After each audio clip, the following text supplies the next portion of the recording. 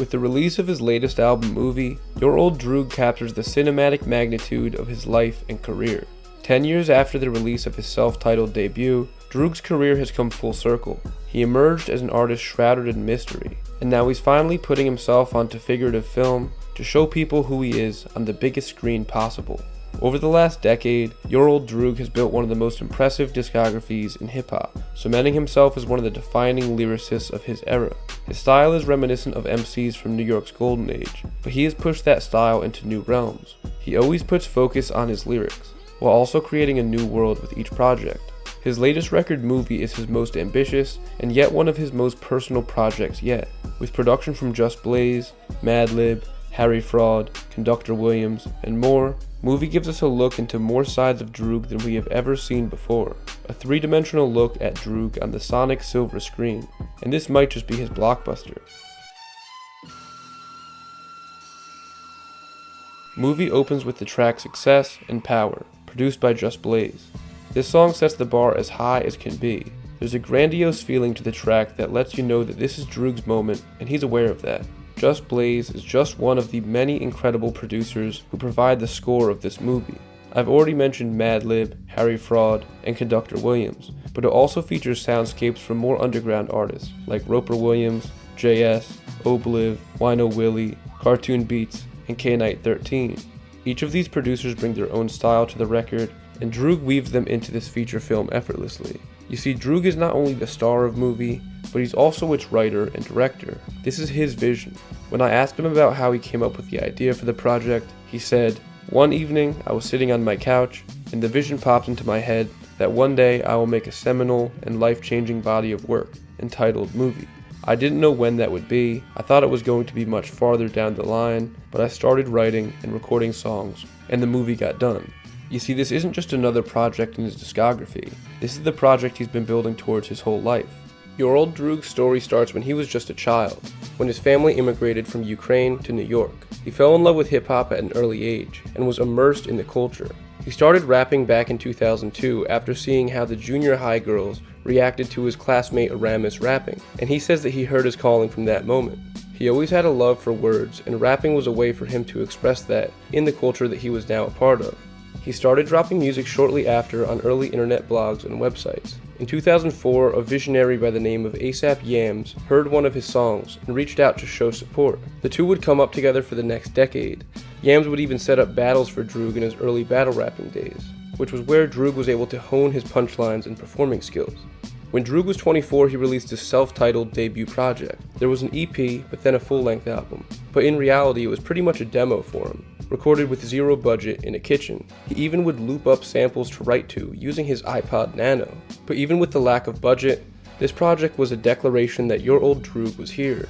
The music is filled with personality and wit. Droog was able to appear on the scene fully formed as an MC who had something new to say, seemingly appearing out of nowhere. His rapping ability was so advanced that there were conspiracy theories of him being an alter ego of Nas with a pitched-down voice. Droog would spend the next few years putting those theories to rest, releasing a series of projects that refined his skill set and ensuring that his output was only something that could come from one man, Your Old Droog. In this time, he released 3 EPs and his full-length sophomore LP Packs, which highlighted the similarities of his writing to that of a comedian, being narrated by Anthony Jeselnik. His upcoming record, Movie, is like an anthology of vignettes from his life, all strung together on a film reel. As his career went on, his writing became more and more personal, and this album has some of his most personal writing yet. Movie comes equipped with a flashback showing one of the earliest points of his life, the moment he immigrated from Ukraine to America. This piece of his history shapes so much of who he is as an MC. On the album, he reminisces about the earliest days of his rapping career, and starting out battling as a teen growing up in New York City. At the time, he was passing for other ethnicities, hiding his Ukrainian heritage, looking to find acceptance in this culture that he loved so much. With him pointing the camera at himself on this record, he's able to look much deeper into his history and see exactly how he got to where he is today. It's his introspection on these moments that show the maturation in his writing style and prove that he is at his best right now. And it's not just the introspection itself that's impressive. On this album, Droog has these moments of personal reflection on songs that showcase his underrated skill set as a songmaker.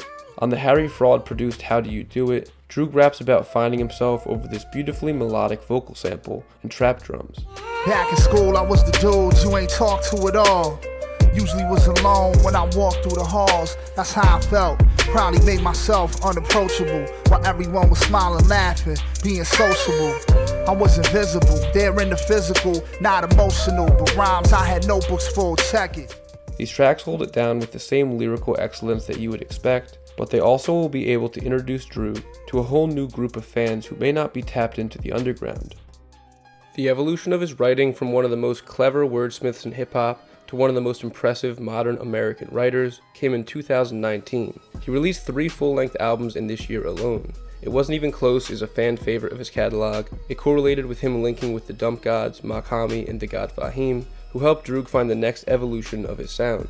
The album had this spooky, vintage feel to it that I would call a definitive classic of the modern underground scene, while also being completely one of a kind. Mach is listed as an executive producer on the project, even though he became involved late in its creation process, but his presence is felt throughout the whole thing. Mach's real executive producer role was solidified on the album later that year, Jewelry. The album was originally intended to be a collab project with Quelle Chris called Crown Heights Riot, but Droog said that concept was too controversial and the album adapted into Jewelry. Mach was involved in the art direction and mixing of the project, as well as being responsible for crisis management and solutions. Droog, Mach, and Fahim have such incredible and unique chemistry, and everything they touch is gold. Droog's Jewish background has always been a focus of his writing, but on this album he fully embraces it, and it opens up a new world of Droog for listeners to get to know. And the third project from that year, Transportation, is possibly his most accessible to new listeners until Movie drops.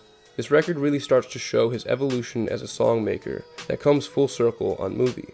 He spent the next couple years releasing a few more great records along with the Dump Gods. He had a few more amazing records with the God Fahim and Dump Yad Krutoy Edition.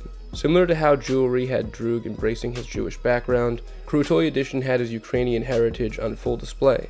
This album solidified Droog as one of the most personal writers in hip-hop. Time released in 2021 and feels like a precursor to Movie. Both projects feature a variety of songs, styles, and themes, spanning the entire time of his movie-like life. From a storytelling perspective, this is one of his most impressive outings. Most of this album was recorded back in 2017, but it was updated before its release to be more all-encompassing of his time on Earth. He followed that up with Spacebar, which is one of his more creative and conceptual records, and it would be his last full-length record until Movie. He spent 2022 unleashing an onslaught of EPs for fans. These records were misunderstood by many who didn't see his true vision of these shorter projects. Each record was an exercise in one specific style of writing. Yardwave focused on introspective material, Yadney Dangerfield was focused on punchlines, and Yad Stewart highlighted songwriting. Each of these records highlighted a different piece of what makes your old Droog so talented. These projects almost feel like a director honing his craft with a few short films before tackling their first feature. The track 500 off of Yad Wave feels like a direct precursor to the introspective storytelling on Movie. And Droog had movies on his mind, ending the year off with The Yadfather and Yad Presents The Shining, making sure people were ready for the movie that was coming for them. Droog went on the Yad Stewart tour that year as well, and the creative energy from those shows built into his work on Movie. I went to his stop at the Bowery Ballroom, and it was one of the best showcases of hip-hop I've seen. It started off with the beat battle between Sadhu Gold and Nicholas Craven, and then Droog and his DJ Edon brought the house down. Droog was able to move the crowd in a way that few MCs can these days. 2023 was the first year in a long time that we didn't hear much from Droog at all, and it's because he was busy making the movie, his most ambitious outing yet. The diversity on the project is really where it shines. There's story tracks like Rollout, and bar-heavy joints like the lead single DBZ, which features Method Man and Denzel Curry. That track was produced by Madlib, and is already proving to be one of Droog's best and most beloved songs, while still holding it down as the MC's MC. Droog and Madlib first connected after MF Doom introduced Madlib to the music of YOD. You see, Droog has gotten praise from many of the greatest to ever do it, putting him in the pantheon of all-time New York lyricists. Black Thought, Scarface, Prodigy, and so many hip-hop legends have embraced your old Droog as the latest in a long line of greatness. One of his most recent singles with Madlib, called Reekyad, features Droog going toe-to-toe with Black Thought. The world has been waiting for his full-length project with Madlib for some time now, and it's still coming soon, but Movie might be the step he needs to take first. a cinematic evolution of the artist we have been following for a decade. Your Old Droog has built such a dynamic catalog by giving us something completely new with each album. But on Movie he has something for everyone. This isn't a departure from the Your Old Droog sound that we've loved. It's transcendence. More than an album, but a movie. Thanks for watching, everybody. Let me know down in the comments what is your favorite Your Old Droog song. Make sure to listen to Movie when it drops. Special shout out to Droog himself for letting me interview him for this video.